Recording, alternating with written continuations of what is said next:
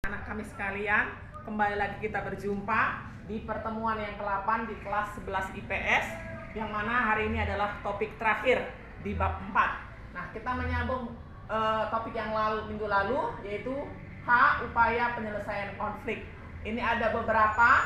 Yang pertama kita lihat mediasi, mengundang pihak ketiga untuk menyelesaikan konflik, di mana pihak ketiga ini hanya memberi saran, nasihat yang sifatnya tidak mengikat, artinya bisa diterima atau tidak. Nah, contohnya ketika konflik Indonesia dengan GAM, di sini pihak ketiganya adalah PBB. Oke, yang kedua arbitrasi, ya, arbitrase. Ini juga sama, mengundang pihak ketiga untuk menyelesaikan konflik. Tapi perbedaannya dengan mediasi, pihak ketiga di sini sebagai wasit, ya, yang keputusannya mutlak.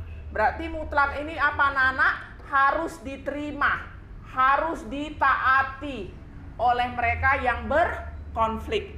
Contohnya ada konflik pengusaha dengan buruh, ya, di mana di sini pemerintah dalam hal ini yang menengahinya, maka harus patuh kepada pemerintah dalam hal ini. Oke, berarti persamaannya sama-sama mengundang pihak ketiga.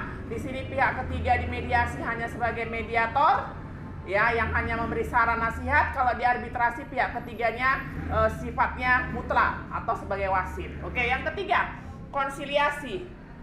Usaha untuk menyelesaikan konflik dengan menggunakan lembaga-lembaga tertentu agar pihak-pihak yang berkonflik dapat berdiskusi gitu mengenai masalah yang sedang dipersoalkan.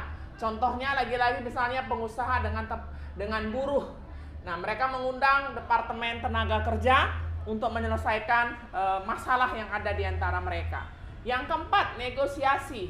Interaksi sosial antara pihak-pihak yang berkonflik untuk menyelesaikan perbedaan sehingga tercapainya kata sepakat. Nah, ini contohnya pembeli dan penjual. Yang kelima, stalemate. Nah, kedua belah pihak yang berkonflik mempunyai kekuatan seimbang, ya, yang kemudian mereka sepakat untuk berhenti pada satu titik atau tidak lagi melanjutkan konflik dan tidak saling menyerang. Nah, ini contohnya Amerika dengan Uni Soviet. Jadi kalau mereka berkonflik katanya dunia akan kiamat. 6. Konversi. Upaya menyelesaikan konflik di mana salah satu pihak bersedia mengalah. Nah, ini penting ya. Dalam kehidupan sehari-hari juga sangat penting. Dan mau menerima pendirian pihak lain yang dianggap lebih maju atau membawa kebaikan. Yang ketujuh, adjudikasi. Upaya penyelesaian konflik melalui lembaga peradilan atau melalui jalur hukum. Ya, ini contohnya, ya, sengketa tanah antara pengusaha dengan rakyat, atau misalnya dalam hal pembagian warisan, ya, yang tidak bisa diselesaikan pada akhirnya dibawa ke pengadilan. Tapi saran saya tidak sampai ke pengadilan, diselesaikan secara kekeluargaan. Nah, inilah anak-anak topik kita terakhir. Tolong dibaca, dipahami, karena 2 minggu lagi kita akan ujian ulangan harian pertama atau bab 4. Sekian, salam sehat.